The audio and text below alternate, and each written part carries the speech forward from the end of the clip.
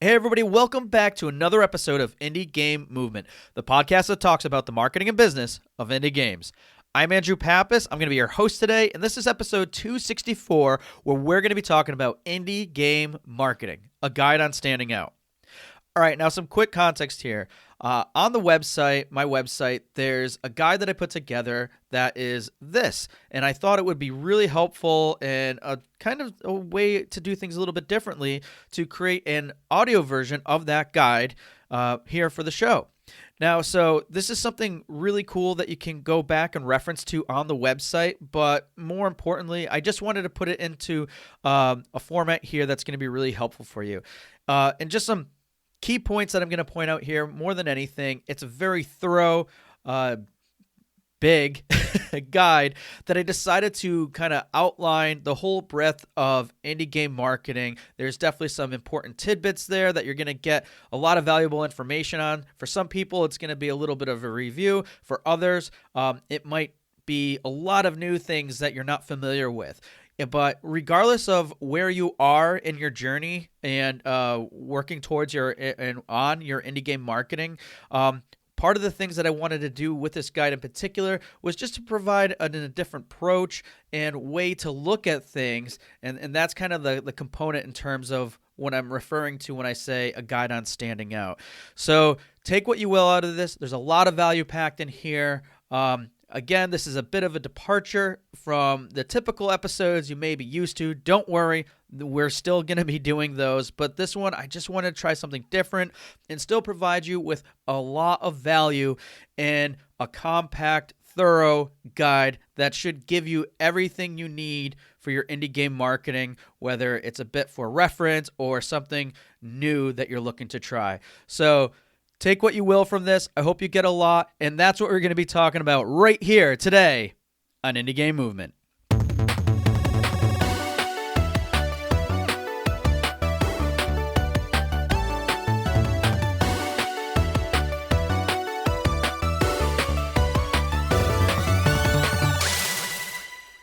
Hey everybody, and thank you for listening to the version of this guide in audio form, which is Indie Game Marketing, a guide on standing out. Indie game marketing is a lot of work. Every day, the market becomes more and more competitive as a barrier to entry is lowered. The video game industry continues to grow and is expected to be worth over $256 billion by 2025. That's only 3 years away from today. With such staggering growth, you need to make a great game stand out and know how to market your game. However, it can be a challenge to know how to market your game or where to start. That's why this guide was created. Now, the goal of this guide is to provide tried and trusted indie game marketing strategies that deliver results, regardless of whether you're making a game on PC, console, or mobile. So, I highly advise you to check out this guide, which is located at rengenmarketing.com, and on the top, the drop-down menu, you can select guides, and it will be the first guide on the list. So if you want to bounce around and give or reference some of these topics we're discussing today, by all means, visit rengenmarketing.com, select the guide, and go to the section that you want. Otherwise, let's dig in. So what is indie game marketing, right? We all know what indie game marketing is, but my interpretation of it is basically a form of marketing where a majority of independent game developers have little to no budget to market their game. In most cases, they leverage more organic, grassroots efforts or guerrilla marketing that focuses on high-impact, low-effort strategies. So I think this is an important part to mention here too, and it's simply to identify why do indie games fail. And I'm not trying to cause any despair here, but let's face it, it's important to know these things. And there's lots of reasons why indie games fail, but here are several reasons that are fairly common. The scope is too broad or ambitious. The game took too long to complete. Not having a clear vision of the project. Not fulfilling current market demand.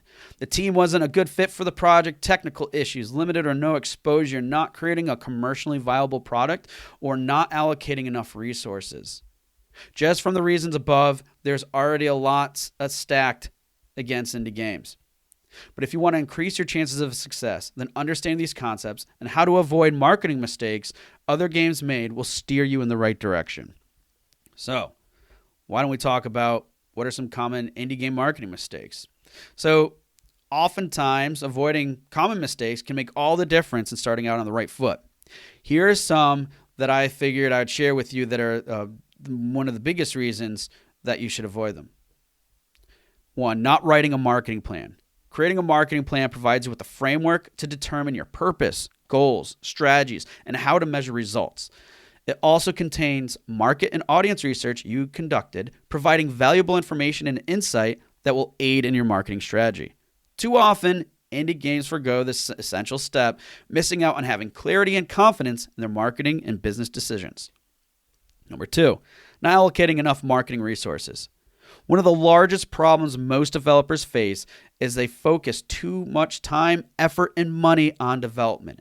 It's not to say development isn't important, but not properly allocating resources into marketing will drastically limit your reaching goals. What the right balance between budget and time is different for everyone. I would suggest devoting up to 50% of your time and resources to marketing is highly suggested. However, I know that that's not always the case, and it's okay. But the closer you are to that, then the greater your chances are at accomplishing your goals. So remember, determine what your right balance is and do the best you can to hit that goal. Are you going to hit it? There's a probably, if you're starting out, a good chance you won't, but don't fret. Just do what's right for you. Number 3, not knowing your audience. One of the main challenges every indie dev faces is not knowing their audience. Just knowing the demographic data in games that interest players is just not enough. If you only knew how old someone was and then they liked your favorite game, would you ask them out on a date? Probably not. And there lies the point. So learning where players hang out allows you to connect with them. This creates the opportunity to stand out compared to other games. Number 4, not taking action with intent. It may sound like a pitfall, but the truth is most people don't take action with intent. See, there's a big difference between being busy and taking action. Being busy makes people feel accomplished. However, when action is combined with intent, that's how you get results. Indie dev marketing their game without intent or fully understanding of how their efforts contribute to their goals fall into this busy category. This is probably the biggest pitfall because most people don't realize this is happening until it's too late. So, here's an important question that a lot of people probably have is, when is the best time to start marketing your game? Well, it was yesterday. So, the next best time to market your game is now.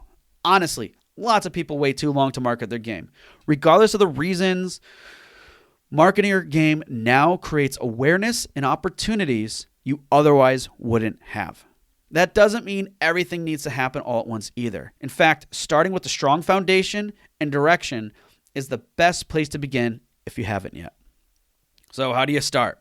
Well, as you can imagine, there's tons of steps to marketing your indie game. However, it doesn't start with sharing your game on social media. If you want your marketing to be impactful and efficient, you need to start with a foundational marketing first.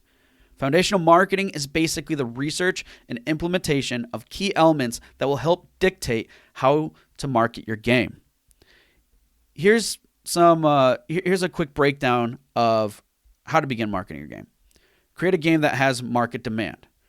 Write an indie game marketing plan. Know as much as you can about your game's market. Know as much as you can about your game's audience. Create clear marketing messaging and build a funnel or journey for players. All right, I'm going to break these down a little bit further to provide some additional context here. So number 1, create a game that has market demand. If you want your marketing strategies to have an impact for your game, then you need to create a game that people want. The hard truth is, with any market, there's supply and demand. Games in general are in high demand. However, not all game genres are. Making sure that your game type is in high demand and has limited support puts you in a better position to succeed. Looking at the average earnings of games genres is also important to review and can give you insight to the market demand. If you don't have a good idea of where your game stands in the market, you need to find out. Now, if you're well in development and then discover your game has little demand in the market, don't worry. You want to stay committed and finish your game as soon as possible without exhausting too many resources. Just be aware of the potential risks. if you decide to market it. What you don't want to have happen is becoming another indie game marketing post-mortem on Reddit that can't figure out why their game failed. Obviously, there's lots of different reasons why these post-mortems are made, but it seems all too common that a big part of it is simply they weren't meeting the market demand. Number 2, write an indie game marketing plan. Yep, we mentioned this earlier, and again, we identified how this is a mistake. But not having this makes things very challenging. And here's one way to think about it. Think of it as taking a huge road trip to a destination without a map or plan. Yeah, you can definitely do it, but it can make the trip a lot more difficult. Your marketing plan is basically a complete travel plan for your game's marketing journey. Here's a list of some of the major areas you should be addressing in your marketing plan. Purpose and intent. It provides you with focus. Marketing goals. Gives you a destination. Market and audience research. A complete understanding of your market and audiences gives you confidence. Messaging. This helps you determine how to communicate your game to others. Content and media assets. A plan and process for creating marketing content. Funnel development and implementation. An outline of how you create awareness and how it contributes to your goals. Marketing strategies. Channels and platforms to be used to help drive traffic through your funnel. Campaign measurement. The process and metrics used to make sure marketing strategies are effective. And marketing timetable and budgets. A breakdown of events, resources, and budgets. As you define each of these sections, you'll understand everything you need to know about your marketing efforts. Even if you don't know something, that should also be identified in the plan too. If this seems like a lot, you can download the free indie game marketing plan template to help you out. Again, visit rengenmarketing.com. If you scroll down slightly, you should see a link to submit the form, and you can get that delivered to your inbox. Number 3, know as much as you can about your game's market. Just because you may be an expert in the game genre that your game is in, doesn't necessarily mean you know everything about the market. Knowing as much as you can about your game's genre and market can put you in a better position than most. Start by looking at all the popular and best-selling games within that genre. Then check out the games that seem to do poorly. What can be really helpful is doing a cross-analysis or comparison grid of these games. Find features, images, mechanics, anything that stood out to you or didn't. Then take that list and see how you can differentiate yourself from others. That's one of the best ways to stand out in your market. Here are some other indie game research tips to help you know more about your game. Play other games in your genre. Read player reviews from other games to identify the pain points or what resonates with those reviewers. Ask questions about popular games in online communities about what can be improved. Ask other devs making similar games to share some of the player feedback they received. The more research you do, the more confident you'll be in implementing certain features or messaging choices that resonate with players. Number 4, know as much as you can about your game's audience. This may be the most challenging for developers. How do you know your audience if you don't really know them? You may not know them personally, but there are lots of ways to get to know your audience. A great place to learn more about your audience is in online communities. One way to determine this is if there is a group or community dedicated to a game genre or popular title. For example, Reddit is a perfect environment to learn more about your audience just by viewing their posts and comments in game-related subreddits. You can even explore more and see other communities Reddit users post or comment on. This will review other interests they have. And from there, you can start learning things like how they communicate with others, what they are passionate about, what they dislike, what other interests they have, and how those interests may relate to your game. From all of this information, you can start building player personas or types. Creating a player persona gives you the advantage of being more direct and focused on targeting ideal players for your game. The more you know, the more opportunities you'll have to stand out. Number 5, create clear marketing messaging. Making sure your marketing messaging is clear and concise is extremely important. This applies to both text, images, and videos, basically all your media that you're using to promote with. However, it can still be easy to convey the wrong message about your game if you're not careful. Being so close to your project, it's easy to forget your audience knows nothing about your game. You'll have full context about the content you share. However, your audience won't. So for example, let's say you share an image that doesn't look very easy to make out with, what's happening in it. You'll know what's happening, but your audience may not. Or let's say you describe your game in a way that someone not familiar with it may think it's a completely different type of game. You can address this by putting yourself in the shoes of someone who hasn't seen your game before. It's a great exercise to practice regularly, as it will help you develop empathy for your audience. Once you get a direction with your messaging, you can test it on others. There are plenty of developer communities that can provide helpful feedback before you put it out into the world. It's a great way to start testing the waters, but before you start sharing content, let's discuss how to build a game marketing funnel. So when you build a funnel, you're basically creating a journey for fans and players. Funnels can be fairly easy to create, but can also be very intricate. However, they don't have to be very detailed to be effective. Lots of times, players may not even know that they entered your funnel. But regardless, it's your job to know how they entered it and what actions they are likely to take. In addition to having players take actions, funnels are also means to create an experience for players that aligns with your game. Let's take a deeper dive in understanding exactly what a game marketing funnel is. So, your marketing funnel directs players down a path where you want them to take specific action. However, marketing funnels can come in all different shapes and sizes. In most cases, you'll create awareness that will drive traffic to a specific destination. When players take action, they'll either continue to move further down the funnel or convert. So I'm just quickly going to label some of the stages of these funnels. And the awareness is kind of like your broad, big net, and then further down the funnel is where you kind of like bottle everything, if you will. So top level is awareness. Then you have consideration, conversion, loyalty, and then at the very bottom here, advocacy. And typically at the very bottom too, you have, where people make a purchase as well. Now, here are some examples of indie game marketing funnels. So just to give you a clearer sense of what exactly a funnel is. So let's say you make a social media post, they go to your website or a landing page, and they sign up for your email list. Then they hop into your Discord, and now they're playtesting the game, and then they make a purchase later. Another, influencer coverage. From that, the viewer goes to the Steam page, and they decide to follow your game.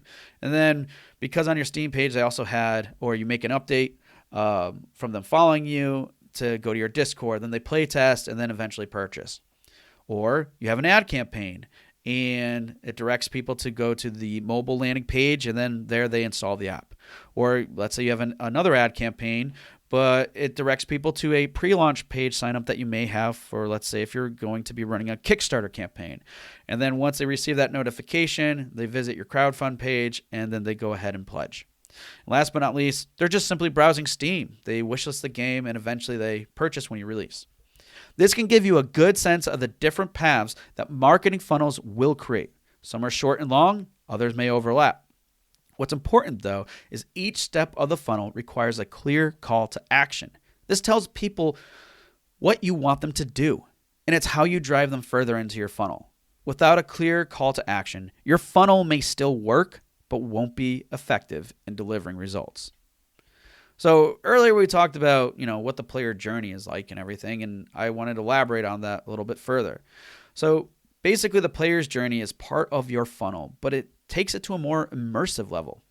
Basically, it's creating a thematic experience for players which helps align their expectations with the gameplay experience. Now, let's break this concept down a little further. Say your game's main theme is relatable with a lot of people, and you have other game elements that resonate with them too. You should try your best to incorporate your game's theme and elements in your marketing materials and messaging. Elements can consist of many different things, such as inspiration, emotions, or feelings that your audience can relate to. So what is an example of this? So as you find creative ways to do this, your content will be better at connecting and resonating with your audience. This is basically called experiential marketing, and it will take time to get great at. But understanding and having empathy for your audience and players will only help you get better at this. Adding this level of immersion to your marketing funnel can be difficult to do. However, it will greatly impact how you stand out compared to other games. Now that we covered a lot on the foundational elements of your marketing strategy, let's get more into the core elements your marketing will be focused around: your content.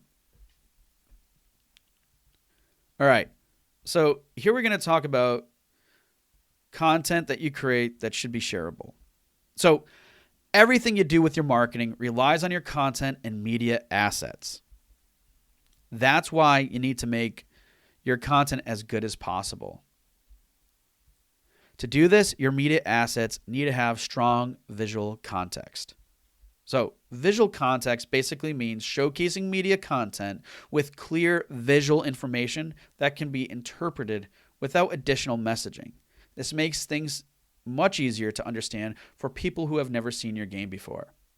Below are different media assets this applies to and what may happen if visual context isn't applied to them. So common one we all know, screenshots.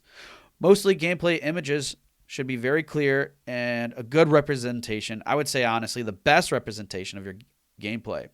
Poor captures can cause confusion or make your game look boring or just simply cause friction. Promotional art. This consists of channel or storefront banners, capsule art, and other branding assets. You just want to make sure that these align and convey what the game experience is like. So if you make something completely different than what the game experience may look, feel, whatever, then again, you're creating fiction. Video, GIF clips, things like that. Similar to screenshots, just make sure it's clear to people on what's happening during the gameplay. Again, like we mentioned before, if you have a full idea and have full context of what that is, just put yourself in the shoes of someone else who might not. Trailers. Trailers are more effective at telling story than individual clips or images. It's more important to use clips that support the visual context so your trailer can better show and not tell. Show and not tell, very interesting concept. Not going into it here, but there's lots of stuff about it. I highly recommend you checking that out. So as you create your assets, keep them organized with helpful naming conventions too. So using categories like characters, levels, actions, etc. allows the media to be easily identified without viewing them, saving time. I added this one in there because for me personally, when I work with clients, it can just kill a lot of time trying to go through assets and trying to figure out what exactly they are, what's happening in them. Because again, that visual context can provide me the right insight to determine, okay, I'm sorry, not visual context, but that understanding of what exactly is happening in the image just by reading it makes it easier for me to decide, and anybody who's in this position to decide what type of content you want to share, especially if you know a particular type of content does really well and you're testing things out, then you can identify that easier. Again, it just saves a ton of time. And it's no different than how you would name your conventions for assets in your game development. So how to create game marketing assets.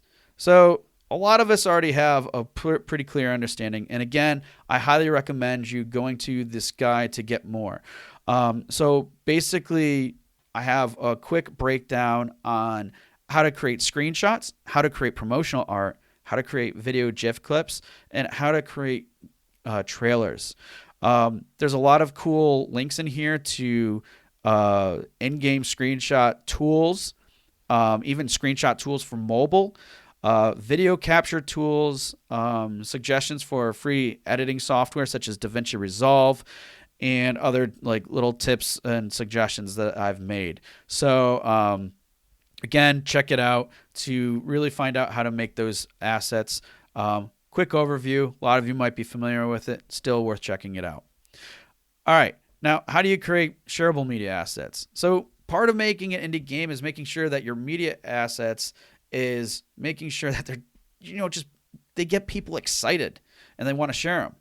But that's only half the battle, right? Making media assets shareable also means making them easily accessible. So here are some ways you can do this. 1, create a press kit.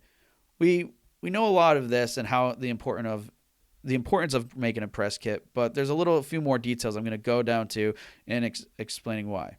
So one, having these assets in specific areas or folders in the following categories can be super helpful.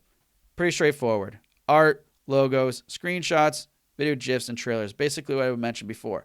Here's a kicker though. You want to make sure you have different sizes of high-res images of all landscape, characters, wallpapers. Same thing for your logos. Same things with your screenshots. Again, best shots of gameplay, key moments, visual context like we mentioned. And then make sure your videos too are like just easily accessible, whether they're files and or links on like content you may have put on YouTube. Same thing with your trailers. All the video kind of falls in that bucket. But what's important to remember in all of this is some media assets in your press kit can be more helpful to some people than others. For example, YouTuber Splattercat stated in an interview with Simon Carlos for his newsletter was press kits providing materials to create that press kits that provide materials to create thumbnails is absolutely essential. So here's a quote from Splattercat himself. Have a banger press kit with all the materials needed for making thumbnails. HD wallpapers, key art, logos, the whole deal, kind of what we already outlined. And he explains the importance of this further. Thumbnails are incredibly underrated, but 90% of making videos stick is having a rad piece of art to show off. It can mean the difference between 15,000 views and the algorithm picking it up due to high click-through and pushing it out to hundreds of thousands. It really is that impactful. So, tailoring your press kit to best serve the intended audience. That could be the press, that could be influencers. Whoever your press kit can go to, make sure it's easily accessible for everyone, okay? So again, I can't emphasize that enough. Make sure your press kit is best served to the intended audience. And it will not only have an impact on your context exposure, but will help increase its shareability too. All right, here's some other ideas how to kind of like 10x, like just maximize your content marketing strategy. So if you really want your content to stand out, impact others, and be more shareable, then you're going to want to follow these steps. All right.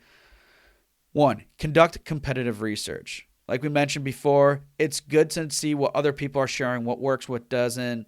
Twitter, Reddit, find out what goes viral. 2, have your media assets tell a story. Even though your trailer is better at telling stories, a GIF or screenshot can still tell a story with little context. Being creative with your approach can turn an image into a story that resonates with your audience. 3, learn more about your audience. We talked about this before, but you know the importance of your audience. So by learning more about their interests, values, opinions, etc., you can create content that appeals and stands out to them. Let your media communicate to them in ways that other games don't. Number 4, get your community involved. Once you have a community, create engagement activities that promote user-generated content and share it. This establishes trust with other prospective fans because it's like an indirect referral from a player. When you share user-generated content, take the extra step because other potential fans will notice how you take action to show you care and appreciate your fans. That's like the kicker in all of it, right? So, important. 5, inspire others. If your game story or theme is something that can resonate with players, why not use that to inspire others? Showcasing this type of content can be very impactful and show how authentic you can be. When people are inspired by something, they typically like to share it too. All right, and then create something that's easily relatable. People share experiences all the time. Traffic, long lines, computers crashing. Why not share some of those experiences by communicating them through your content? There's a lot of different creative ways you can do this. There is a very simple example image of a tweet Sega made in there, but again, there's tons of different things you can come up with and have fun with it. 7, use sharing buttons. If part of your game marketing strategy is driving traffic to your website, it may be worth considering using share buttons on your site. Make it easy for your visitors to share your content with a click of a button. I'm going to grab a quick drink of water here because now we're getting into a really cool part of this guide, which is what are the best indie game marketing strategies. Okay, we know that there's a lot. We know you're all probably looking for the best. And what I don't believe is, I referenced this briefly, but I reached out to a lot of different people in the industry, whether they're publishers, other indie devs, small indie devs, large indie devs, other indie marketers, veterans. I reached out to everybody and just made a huge list. And these are the top 3 that came out among all these people. Some of them you definitely have heard of. Some of them you may not have heard of. But either way, I asked as many people as I could, and this is what I came out with. Share your indie game on social media, use game influencers, and showcase at video game events. So you take those main 3. Those are the main 3, but we're going to break it down. Don't worry. And you combine it with your foundational and experiential marketing. Like, these strategies will be very effective and compound your results. All right, so let's dig into it a little bit more. So, sharing your game on social media. So now you know the importance of making your content amazing and shareable. We're going to discuss how and where you can share it. So here's an interesting fact. There are over 3.78 billion social media users, which means there's a lot of different social media channels to choose from. However, depending on what your goals are and basically some channels deliver results better than others. So whatever platform you start using, it's highly recommended you start using one first. Learn everything you possibly can about it, and then do your best to become an expert at it. This is going to give you more confidence and the ability to create awareness. When you're ready to move to another platform, repeat the process. You'll be able to carry over what you learned from the new from the existing platform to the new one with greater results in less time. Now, there's a reason why I mention this, because I think what generally happens with people is they see a lot of activity happening on different platforms, and then they're like, oh, I want to use that one. I want to use that one. Oh, I heard a great success story on that. That's what we're going to do. Well, there's a lot of barriers to that, because sometimes you may not be comfortable with that and stuff. And I'll disagree. And sometimes where, yeah, it's worth getting out of your comfort zone. But again, if you spread yourself too thin, this is the point I'm making. If you spread yourself too thin, you're not going to make anything happen. And if you only dabble in it a little bit, you're not going to be effective with it. That's why I share this point, and why it's important to know everything you possibly can about it and do your best to become an expert. Because like I said, you can carry that over. Now, here are some of the channels that a lot of people have recommended being the best for them. Promoting your game on Reddit. Believe it or not, the main Reddit user demographic is near the same for indie games. So the main people you're targeting is basically everyone that hangs out on Reddit, is what I'm saying. It also has an extensive growing number of game-related subreddits too, making Reddit a great place to engage with players and create awareness.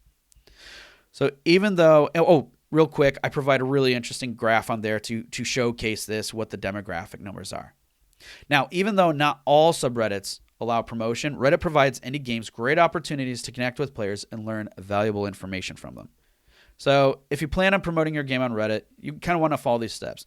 Create an account, join some subreddits that relate and indirectly relate to your game. Learn about the promotional rules in each community you join, participate in your targeted subreddits, and learn what type of content goes viral, and test and experiment promo posts on platforms like Twitter first to see how they do. So for the last one, the reason why I mentioned that is Reddit has a 1 out of 10 promotional post site-wide rule. Basically, for every 10 posts you make, only one of them can be a promo post, is what I like to call it. This means, yeah, so I explained that. And you want to do your best to abide by this rule. Some communities are a little bit more lax than that, and it's up to you to decide if you want to kind of exploit that or I shouldn't say exploit that, but be a little bit more aggressive, I should say. Others are more allow you to promo post regularly with some certain guidelines. But still, you want to test your stuff to make sure it's work, because it is time and effort that you're putting into this. All right. Another good strategy: market your game on TikTok.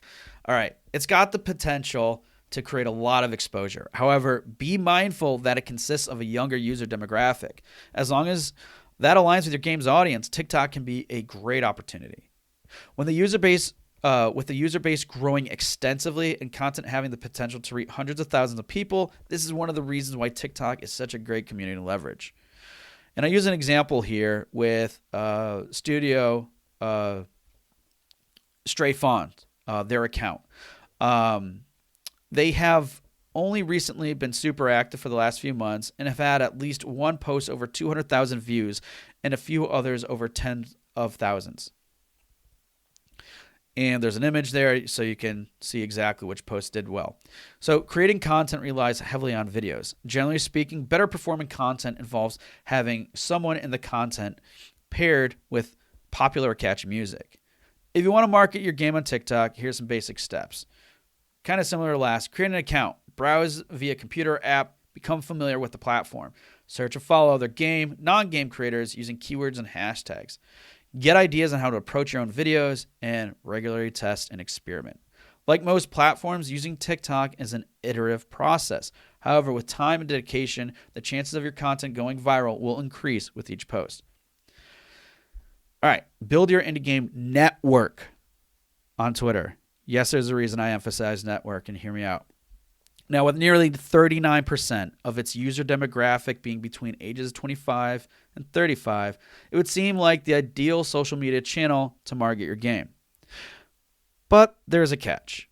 Your main audience typically isn't using Twitter to engage with you or indie games. It's because most people use Twitter for news or follow influencers. Link to statistics relating to this, FYI. But in addition to this, it seems Twitter doesn't like posts with links in them and throttles down their reach. Why do they do this? It's because they want people to stay longer on the platform. They don't want them to jump off. So why consider Twitter then, right? These are some pretty big cons here. Now, remember how I just mentioned people use Twitter for news and following influencers?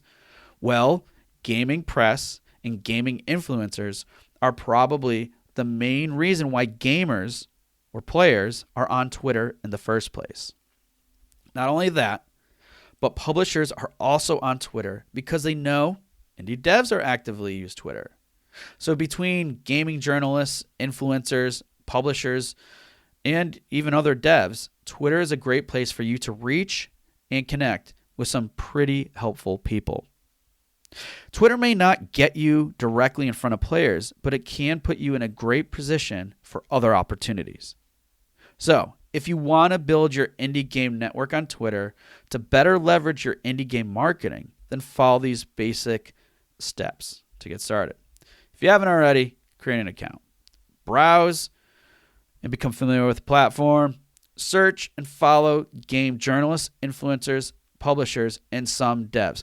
What I'll mention about some devs: hey, it's friendly, it's nice to follow other devs that follow you and everything else. But here's a key thing that I would like you to do if you're following other devs.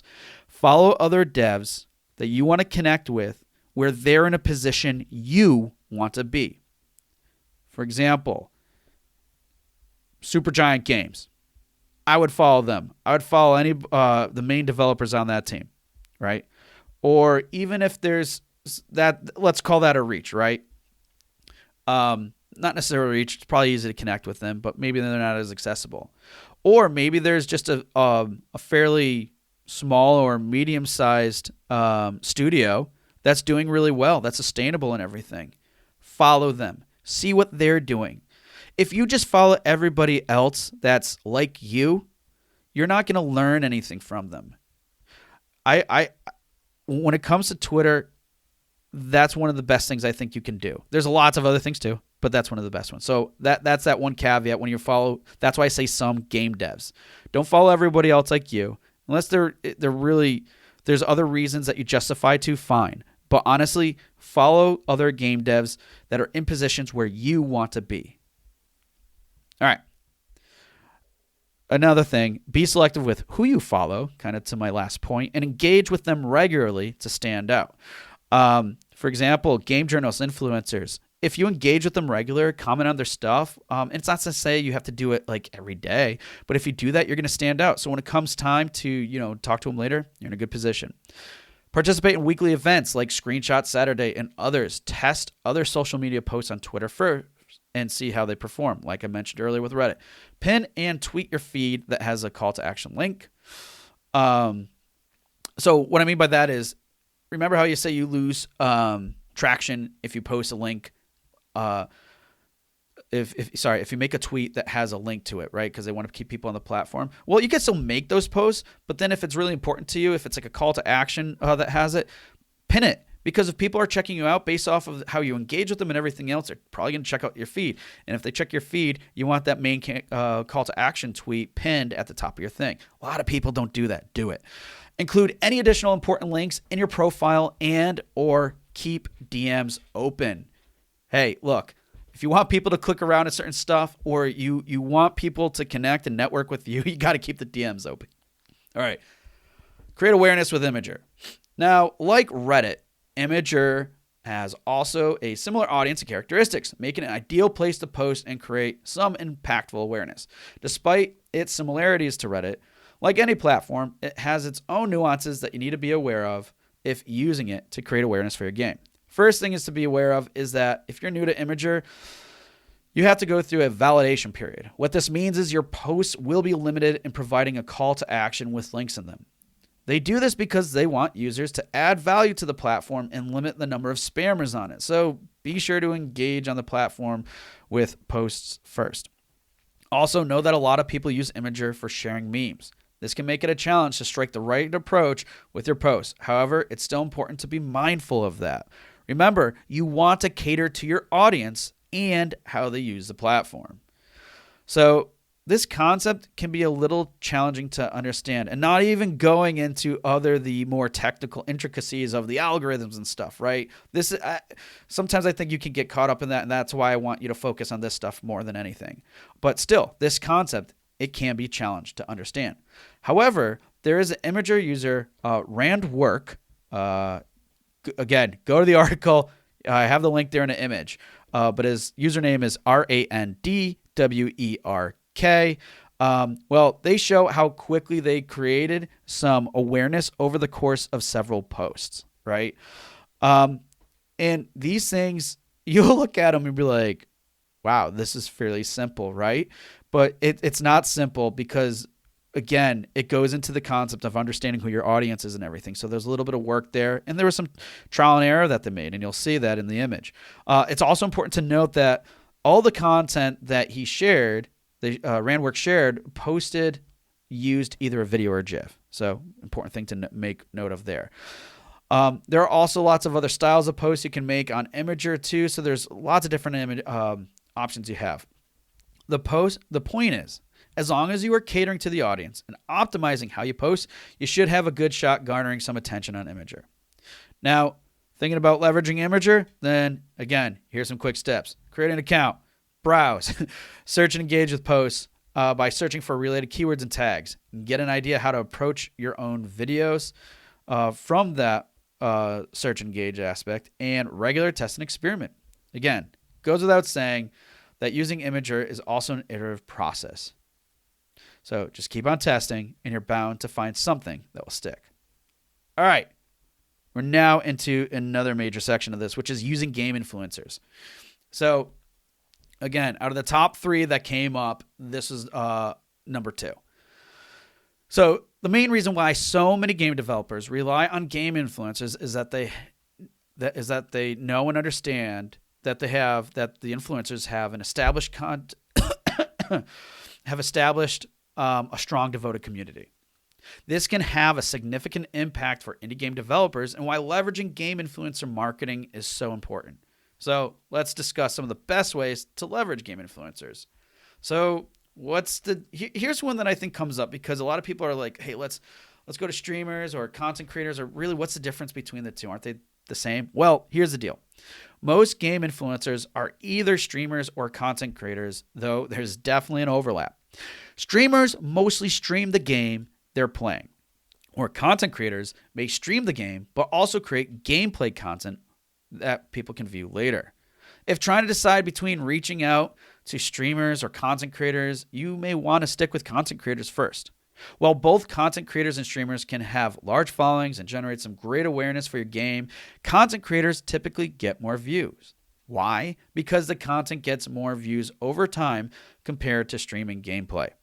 Unless a streamer has multiple play sessions of your game and or uploads the gameplay to be viewed later, your game's long-term exposure is reduced. That's why being mindful of the platform and how it's used is very important. And in this case, it's being mindful of how this particular influencer uses their platform is important to keep in mind. So, what are the best ways to find influencers? Because, hey, this is a big deal, right? Well, first and foremost, finding game influencers that are a good fit for your game can definitely be a process, right? But there are generally two paths you can go to find game influencers, though. Using services or doing the work manually. In either case, having the right approach, information, and making sure the influencer has access to play your game are the main requirements when reaching out to them. So, game influencer services. The influencer services can be hiring someone who can find and reach out to influencers for you, using influencer platforms. You manage and simplify the process by paying fees. Here's a list of game influencer platforms most indie games have good results with. We got LurkKit, IndieBoost, Keymailer, Catapult, Woovit, AdShot, Xsola.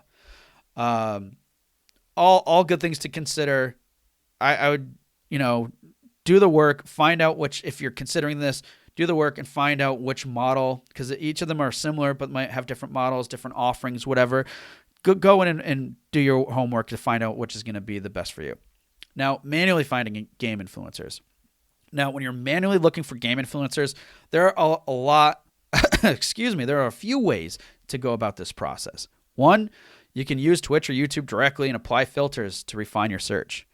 While this method can help you find relative influencers, it can be tedious, especially if you're looking for influencers with a certain number of followers and views. To make this process easier, these tools are often used by many other devs to reduce the amount of work involved. LurkKit, mentioned that earlier, so they also have a service in that respect, but also a means to finding content. Sully Gnome, I believe that's primarily for Twitch. Twitch Tracker, pretty straightforward there, and Social Blade, which I think offers a lot on social platforms, but YouTube is another one that they can provide some stats. So when using these tools, you generally want to go after influencers that have a good size, but not huge, and a loyal following. Going too big starting out will likely get you little return for your efforts. So you still want your efforts to have impact on your results, so don't go too small either. If you find you're not getting any responses, then try focusing on smaller influencers with loyal followings. This is a great way to start building some traction. You may also want to review and optimize your approach too. And again, your press kit, if it really caters to people that you're reaching out to because of those points that Splattercat made, that could be another reason. I mean, the main one is probably going to be, your game and is it a right fit and those types of things, but your press kit can help on that front too. Now, as you look for influencers, part of your process should require you to find out more about their channel. Are they a variety streamer? Do they only play specific game genres? Do they only play indie games? Some influencers may be exclusive to mobile, PC, or AAA games. Regardless of what they cover, make sure you know. You don't want to waste their time or yours. So what are some good strategies to approach these influencers? Well, when approaching the influencers, you really want to stand out, be concise, and provide helpful information they can use to easily review your game. It's also a huge help if you put together a template to make the process easier.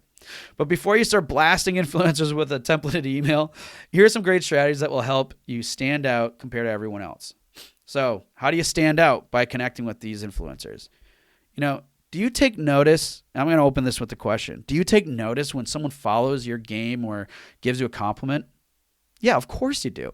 The same goes for influencers. And honestly, the same goes for any human being, really. So good concept to remember here, take away with. Most people, or in this case, we're talking about influencers, are grateful and notice when they receive engagement or new follower. So if they always notice these things, there's a strong probability that if you engage with them regularly, they'll notice you. These types of actions show you care about their content and can establish a relationship. By connecting with influencers this way, you create the opportunity to stand out to them. So when it comes time to reach out to them and cover your game, you already have the advantage over everyone else. It's not to guarantee that they're going to cover your game or anything else like that, because there's any number of reasons why that may or may not happen, but it puts you in a better position. Be short and sweet. Influencers are super busy. Between emails, direct messages, and content they're creating, they don't have the time to read a long pitch about your game. So I created a quick outline you can follow when you're crafting your next influencer outreach campaign. So create a straightforward and catchy subject line. A brief introduction, maybe about a sentence. Personalize this. Okay, this is a key part because, I mentioned templates, right? But you still want to personalize it. Something that resonates with them. One sentence. Or you can give them a compliment or call out to something in their channel. I don't know what it is, but just find something to personalize it, because that shows that you actually care. You're not just saying, hey, cover my game. And a game description. Make it a sentence or two. It doesn't have to be long. Getting to the point with a brief introduction and a log line or short compelling description of your game is typically the best approach. It's also okay, like I said, to personalize your email a little too, but keep it short. The extra effort can make a lasting impression and helps you stand out more. Make it easy. In addition to keeping your message concise, you also want to make it super easy for influencers to get all the information they need. Here's how you can do that. Have a call to action. What do you want them to do? It may seem obvious because you're reaching out to them, but still, make it clear. What do you want them to do? A great screenshot or two. It will give them a clear idea of what your game is like pretty quickly. And links, Steam page, landing page, and a press kit, definitely provide those there. Don't make them search for it. It's so annoying. It kills their time, and they're more likely to just pass on you immediately and go to the next person. You don't want that to happen. Having these three main things make it easy for influencers to consider you. So if you make it a challenge for them, if you create friction, notice kind of an ongoing theme here with whenever I use the word friction, they likely will move on to the next request. So here are some other important questions, like, do I need a budget for gaming influencers? The short answer is no, you don't need one. However, it really depends on a lot of factors and how you want to tackle your influencer campaign. And from a lot of other people I spoke that have used influencers, they actually highly suggest that you have some type of a budget for influencers too, because there's a lot of other things that you can get out of it. So like in most cases, for example, having a budget for influencers can go a long way in producing results. Influencer services can add up, especially when trying to get as much reach as possible. And some influencers with a large reach may be worth the money. But here's the thing that I think that was most important of people who mentioned of allocating some type of a budget for their influencers was that paying for game influencers can often lock in coverage. So it prioritizes your content over others. And this can be very helpful if you're releasing your game or you have other campaigns that you may have running to amplify the results of those campaigns and running in conjunction with each other. So again, not just from an impact in terms of results perspective, but a timing one. And the timing that can be paired with other campaigns or things going on can really help amplify those results. So that's where the budget can be really helpful and beneficial. Now, some people spend as little as a few $100s, whereas others can spend thousands. So regardless of what you decide to spend or not, just make sure you determine what's going to be the best use of your resources. Reaching out yourself saves money, but spending the money can save you valuable time and deliver impactful results.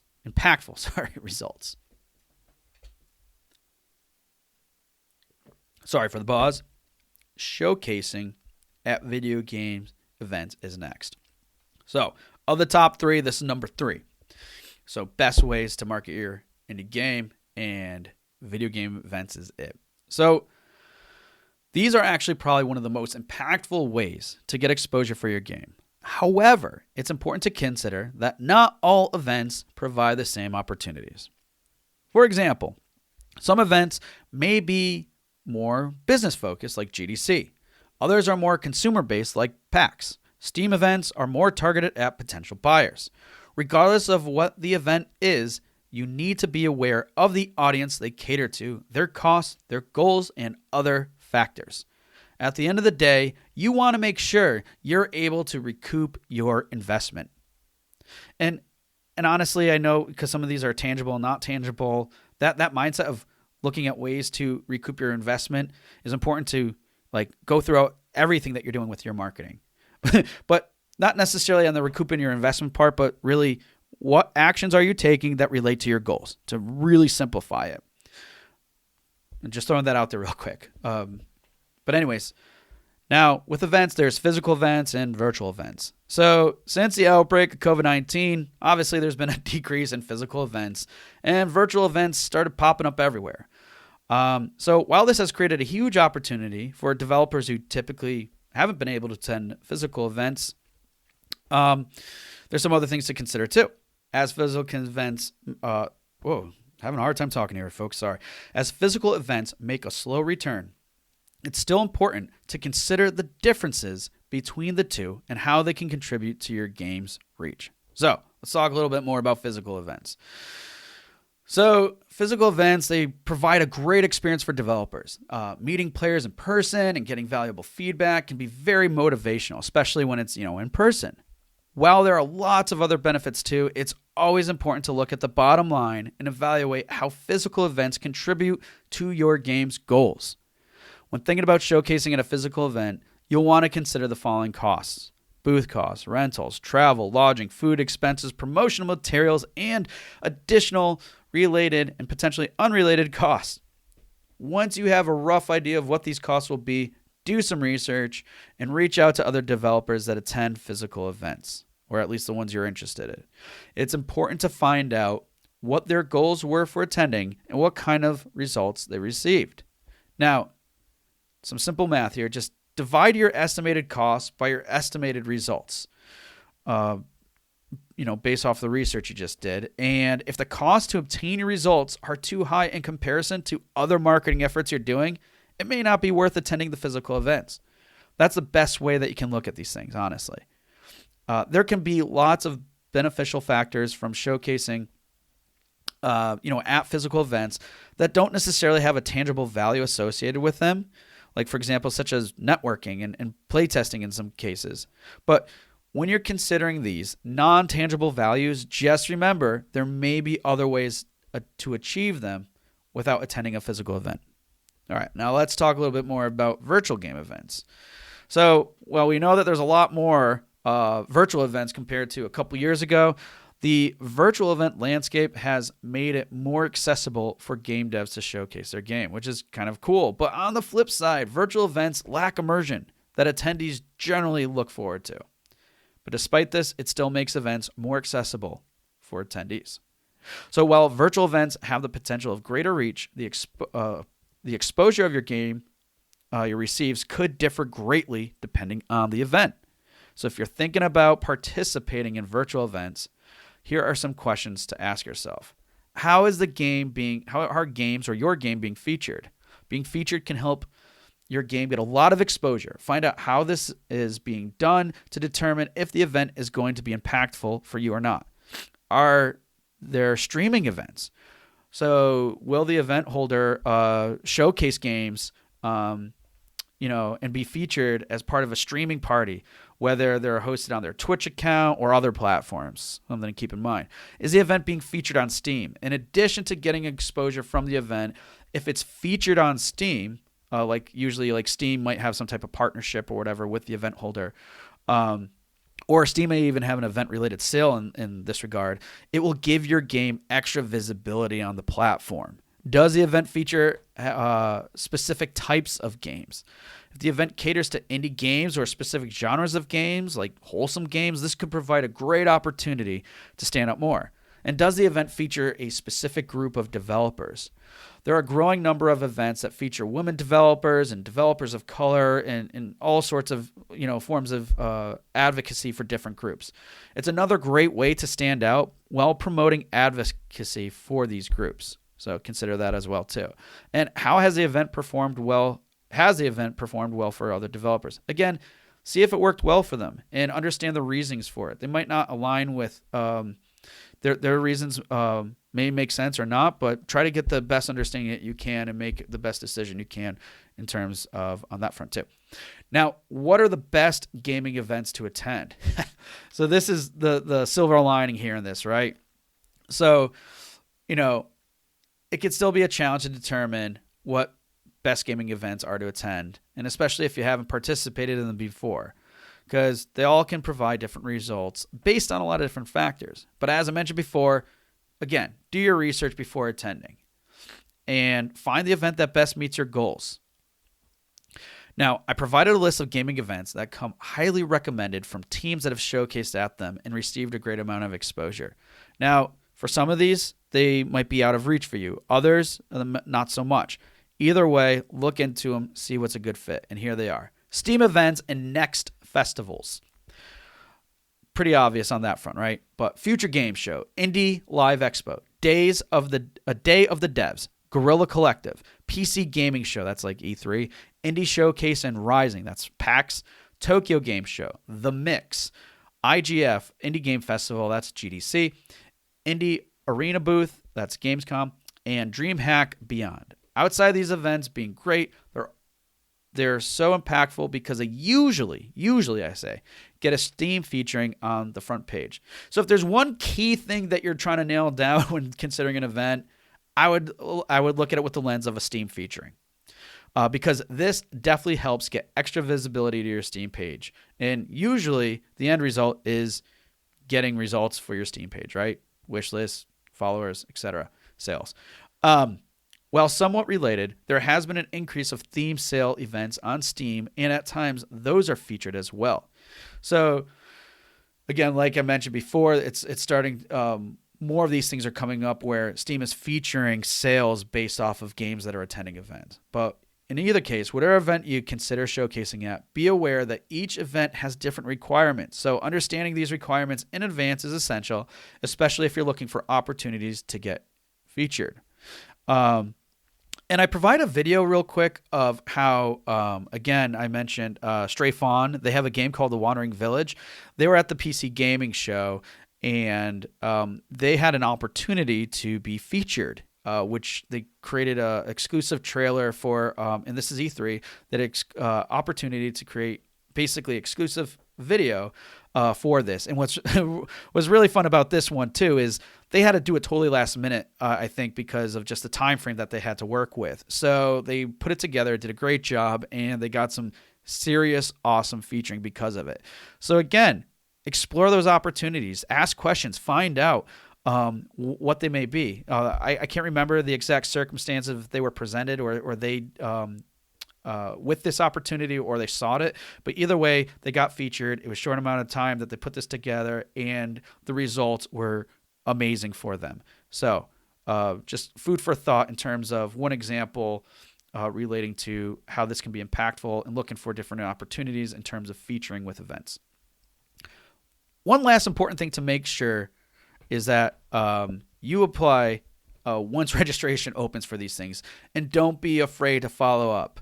Because if you think about it, managing events is a lot of work, and a lot of times things may fall between the cracks. We're all human, right? So if you apply right away, and then follow up with people. Don't think like you're bugging people, because again, you're going to miss out on some opportunities. And don't get frustrated, but just be active, okay? Hey everybody, I just wanted to take a quick moment and pause and take a break.